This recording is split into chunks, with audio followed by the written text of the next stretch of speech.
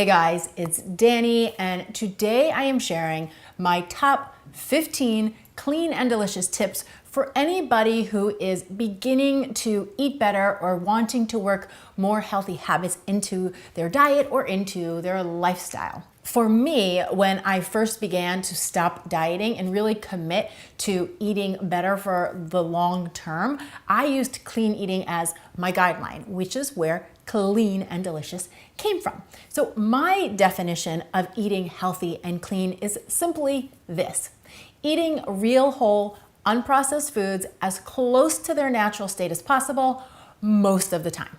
So eating foods like vegetables, fruits, healthy sources of carbohydrates like sweet potatoes and grains, high quality sources of protein, and healthy fats like avocados, nuts, and seeds. One of the most important pieces of this process is realizing that it's not about jumping on a fad diet or onto the next health craze. It's really about making a long-term commitment to a lifestyle shift for yourself. This way, you are not feeling like you are victim to mood swings and cravings that come with eating a lot of highly processed, nutrient-void foods. Which brings me to my very first tip. Allow yourself to be on the journey. When you are a beginner adapting new lifestyle changes and habits, you have to give yourself a little bit of space to figure it out. Don't feel like you need to do everything at once and everything at the same time. You don't need to have all your food perfectly meal prepped, and you don't need to stop eating all of your favorites. This is going to be a process of learning how to do things a new way, and that's going to take a little bit of time. So if you notice your brain wanting to go to that all or nothing style of thinking, just recognize that that is diet mentality and that it doesn't work. What you want to do is give yourself a little bit of permission to slow down, create some space, and learn. Number 2, healthy eating does not and is not supposed to look the same for everyone.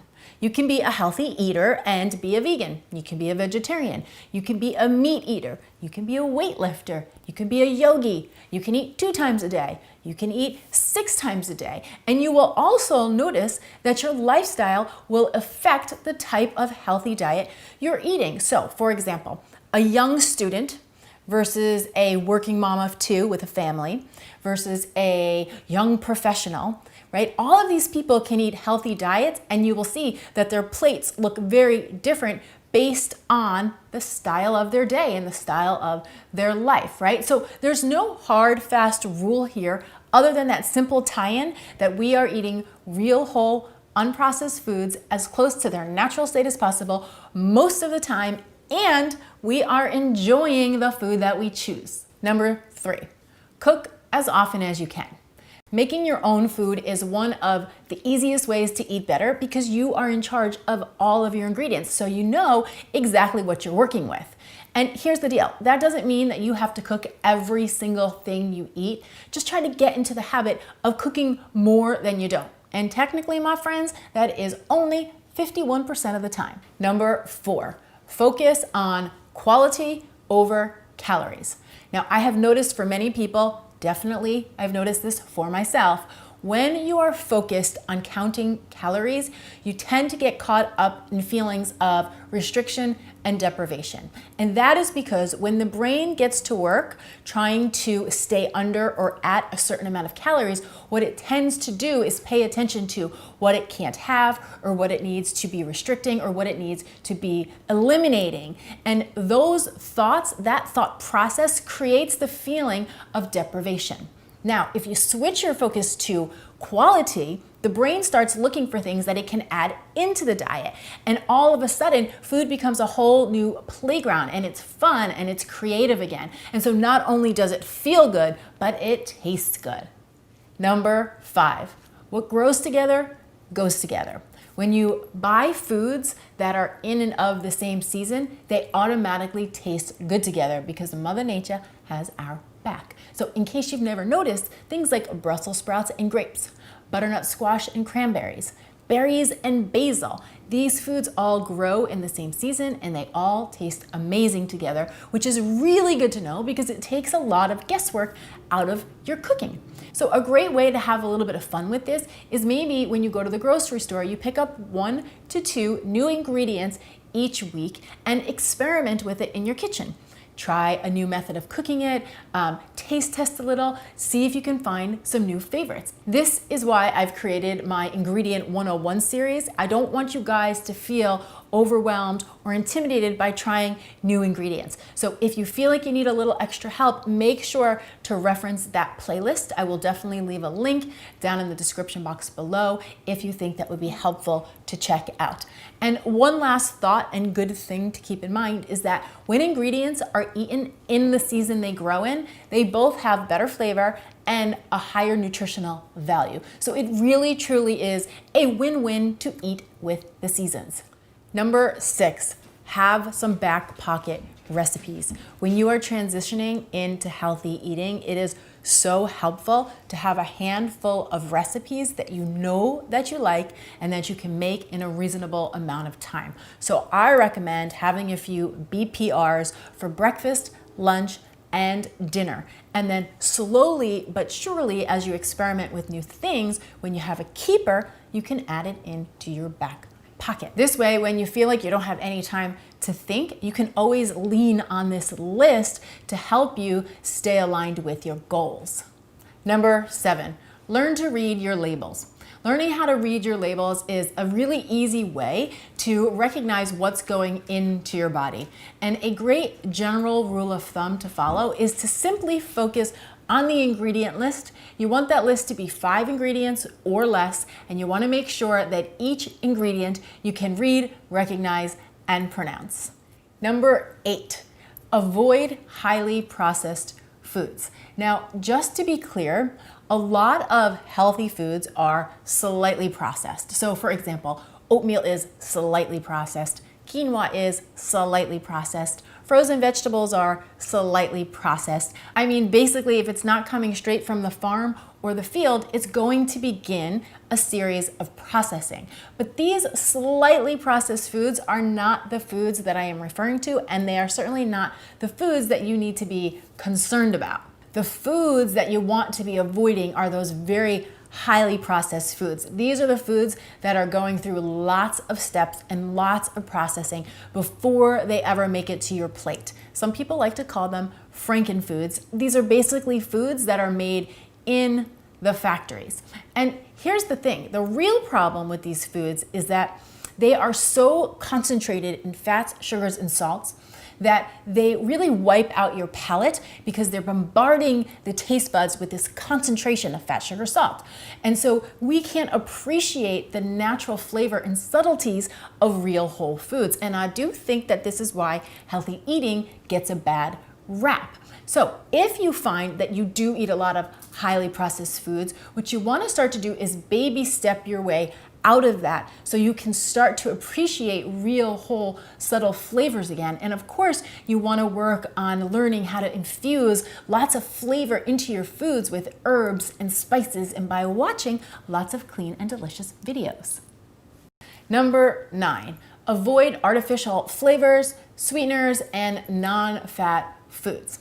These artificial flavors and sweeteners, they are literally designed to bypass the logical part of your brain and trigger all of those pleasure points in the brain. So what happens is you find yourself wanting more and more and more, and you don't really even know why. You kind of feel like you're not in control of the whole show because sort of you're not. And because it's not really real food, your body is not really even sure what to do with it. Plus, we tend to play this little psychological game with ourselves when it comes to fake sugars and non-fat foods, which is, well, it doesn't really count, so I can have more of it.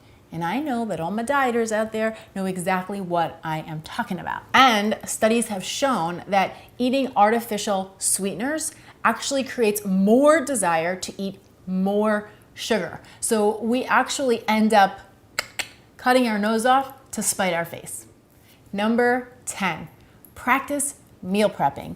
Now, You don't have to have a Instagram or Pinterest ready fridge, right? I know that's what a lot of people think when we think about meal prepping, but I do think it's a good idea to get in the habit of learning how to cook once and then eat 2, 3, 4 times, because this is going to save you a lot of time and a lot of sanity in the long run.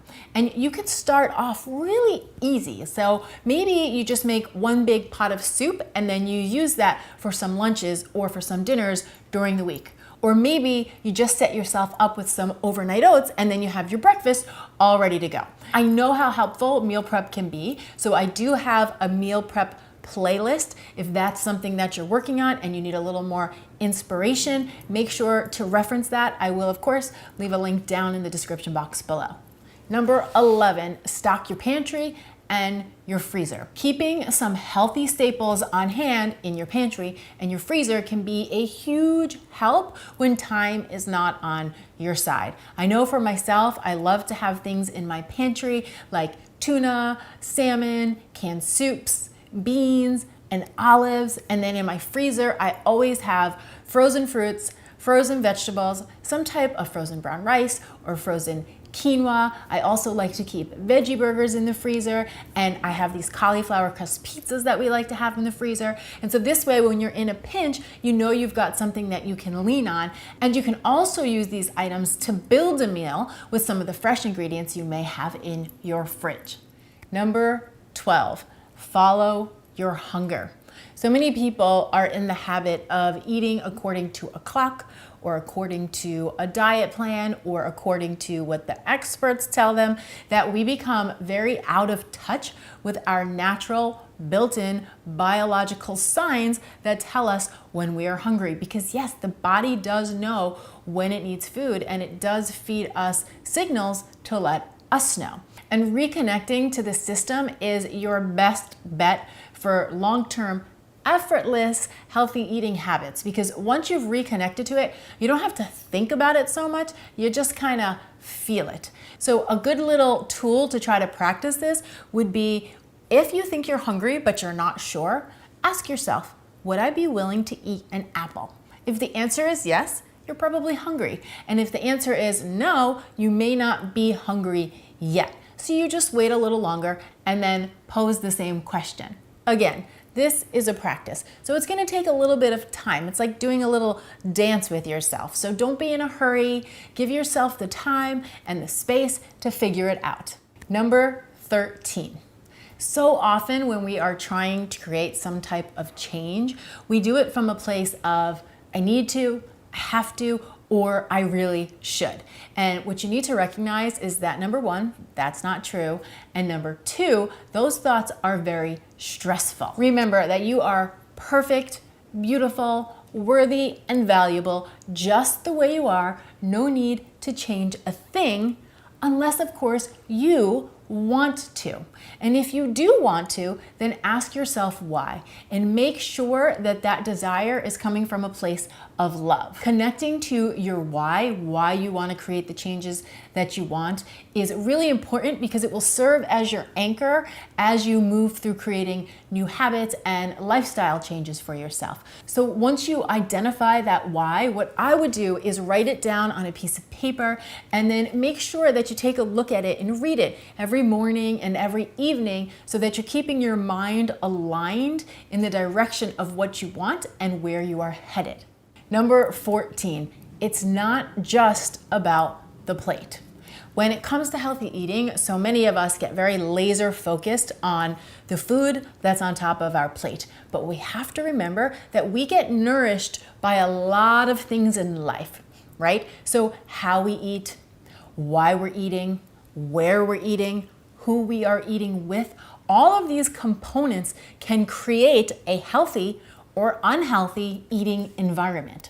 So for example, imagine that you're wanting to eat healthier and you're like, I have to do this. I know I really should do this. So I'm gonna go get that organic, non-GMO chicken with the steamed broccoli, and I'm gonna eat it. And I don't really love it, but I know that it's healthy. And I'm not really enjoying it, but I'm gonna do it anyway because I really have to get healthy, right? I want you to notice that why I want you to notice that while you may be avoiding those toxins on your plate, you are still creating toxins in the body as a result of your toxic thinking. This scenario does not create a healthy eating environment. Now, on the flip side, imagine that you're at your mom's house and you're with your family who you love very much, and your mom is making one of your favorites from childhood. It's her lasagna, and it's got lots of white flour and lots of cheese and lots of meat. And when your mom cooks it, she makes it with so much love. And when you eat it, you enjoy it so much, and you are so present with this meal, and you enjoy every bite, and you're really getting pleasure from the meal and from everybody that you're sharing this meal with, right? Everybody at the table. So what's happening here is maybe it's not the world's healthiest food on the plate, but you're having this very healthy, nourishing eating experience. So what I want you to do is pay attention to why you're eating, where you're eating, who you're eating with, the stories you're telling yourself about the foods that you choose to eat. And of course, as often as possible, try to eat in environments and with other people who feed and nourish you as well. And my final tip is to stay easy. And I think this may be the most important of all of them, because I think a lot of times when we're trying to do better and we're trying to make a change with our food, that we tend to get very militant and we tend to push and try and willpower our way to the other side.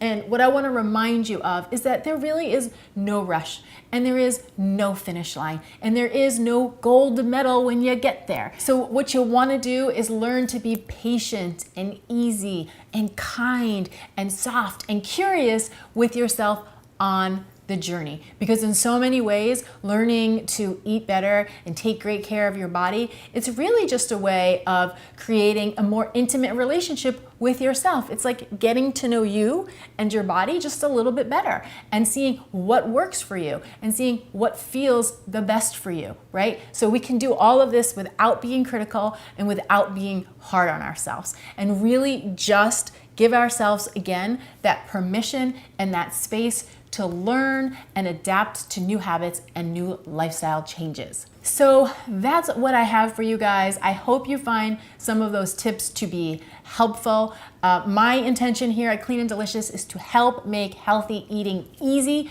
and enjoyable. So if you know anybody who's trying to transition into healthier eating and you think this video can help them, please do share it with them. And as always, if you have any thoughts or questions, come on down to the comments below and share them. I do my best to answer as many of them as I possibly can, and you all can answer each other's questions and comments as well, so that we've got a great, awesome, supportive community here.